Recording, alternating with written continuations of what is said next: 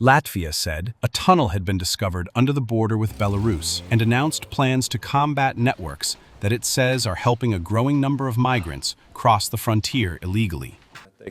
Pusnaktī aptuveni tika atrasts pirmais tunels Latvijā, Silvenes robežu apsardzības nodaļas posmā, kur ciešā sadarbībā starp robežsardzi, bruņotiem spēkiem un policiju kopīgā darbā tika atrasta migrantu grupa, kura bija klāta ar zemi, mēģinot izsekot precīzāk, kā viņi ir ienākuši mūsu valstī iekšā, tika atrasts šis tunelis paslēptais, kas ir pagaidām pirmais šāda veida tunelis Latvijā.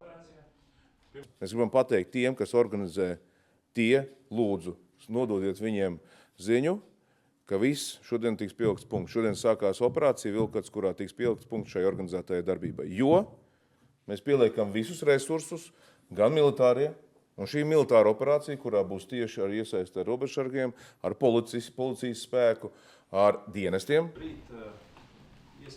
Galvenais mērķis mums ir apturēt Baltkrievijas īstenoto hibrīdu apdraudējumu pret Latvijas valsti, apturēt nelegālu imigrāciju kopumā.